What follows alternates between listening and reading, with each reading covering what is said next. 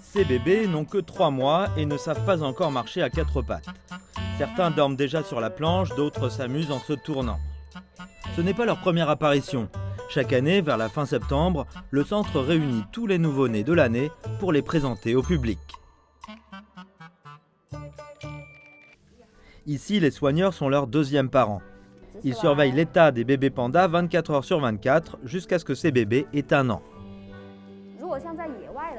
Dans la nature, quand un panda accouche de 2 bébés jumeaux, la mère s'occupe du bébé qui a un meilleur état et abandonne l'autre pour assurer la survie d'un bébé.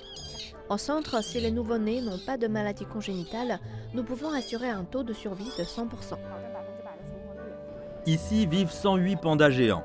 Chaque matin, 2 camions transportent des pousses de bambou fraîches récoltées dans la montagne pour les pandas géants du centre. Un panda géant adulte mange environ 30 kg de bambou chaque jour. Comme il en mange en grande quantité, le panda géant possède même un faux pouce opposable à ses 5 doigts qui sert à attraper les tiges de bambou. Le Sichuan est appelé région natale du panda car plus de 70% des pandas sauvages vivent dans les montagnes dans le nord du Sichuan. Parmi leurs habitats se trouve la vallée de Jiuzhaigou. En fait, comme les pandas géants sont très rares, on vient ici pour admirer les lacs qui ne ressemblent à aucun autre lac dans le monde.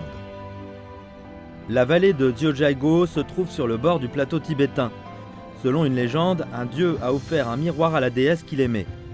La déesse a laissé tomber le miroir qui s'est brisé en 118 morceaux, formant autant de lacs dans la vallée. L'eau de source et l'eau de la neige des montagnes à proximité ont créé cette merveille unique. Elles sont riches en carbonate de calcium. Tout à fait naturelle, l'eau du lac limpide et de couleur turquoise vous laissera sans voix. En automne, les feuilles des érables et des bouleaux deviennent rouges ou oranges. Avec les montagnes enneigées, elles complètent ce magnifique tableau. Si vous suivez l'eau de la vallée pour aller plus au sud, vous arriverez à un lieu sacré du bouddhisme, le mont Homei.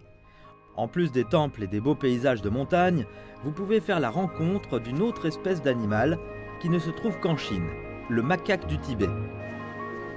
Le macaque du Tibet a un pelage brun foncé et une queue très réduite. Il vit surtout au sol.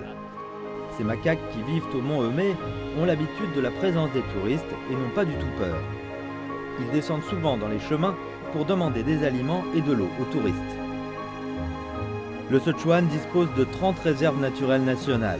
Avec de bonnes conditions naturelles, de nombreuses espèces sauvages ont choisi d'élire domicile dans cette région.